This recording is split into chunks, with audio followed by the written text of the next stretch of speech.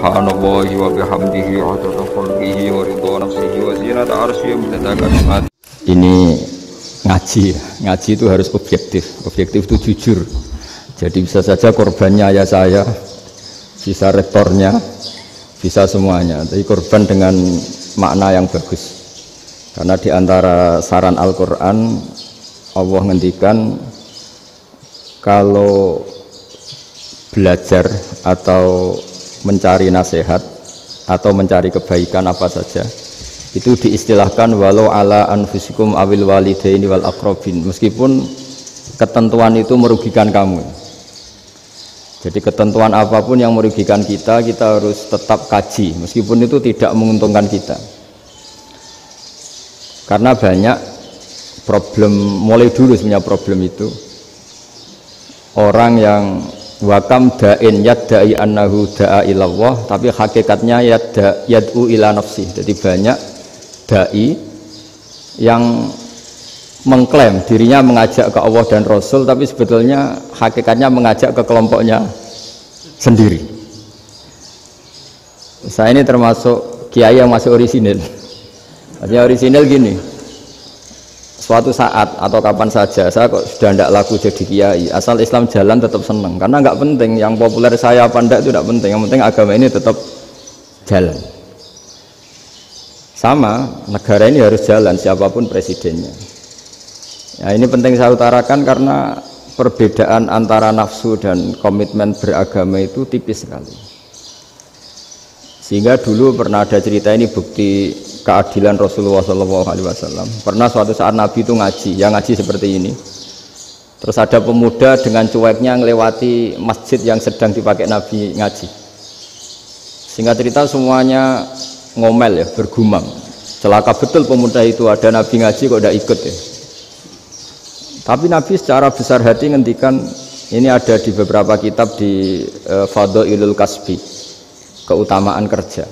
Kata Nabi, pemuda itu mau mencangkul di lahannya.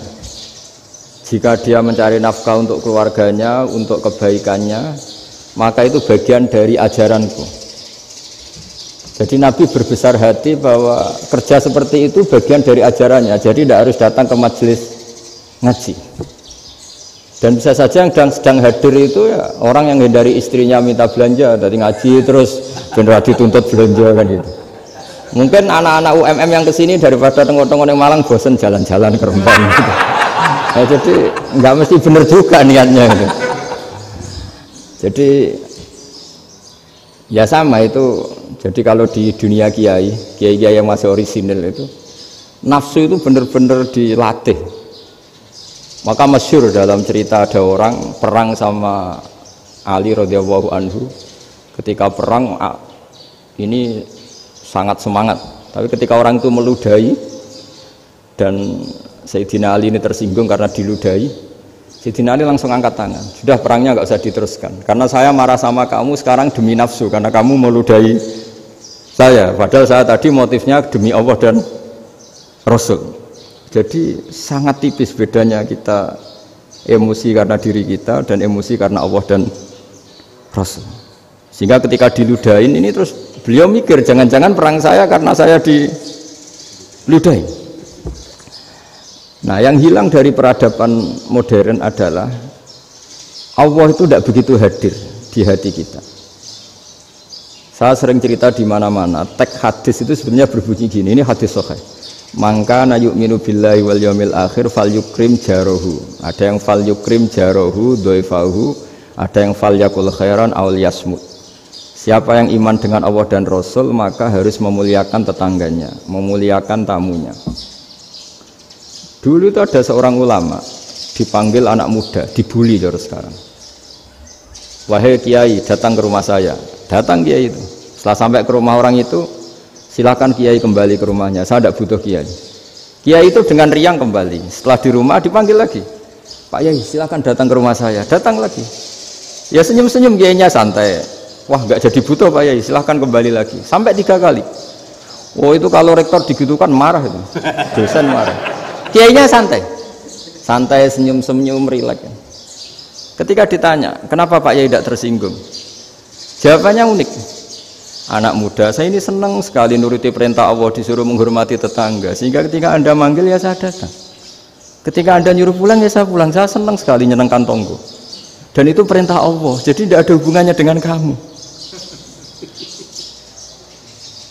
Wah, pemudanya nangis minta dimaafin. Kalau kita kan enggak, kita ini dosen, kiai, mungkin kita doktor, mungkin kita profesor. Tapi kita ini sering didikte oleh orang bodoh. Kalau orang bodoh itu jengkel, lo kita ya jengkel. Lo kamu jengkel, dijengkelkan orang bodoh itu namanya terdikte. Itu bodoh apa pinter? Wah, itu tidak pinter sama sekali. Kalau betul-betul kamu pinter, hanya bisa didikte oleh Allah Subhanahu wa Ta'ala.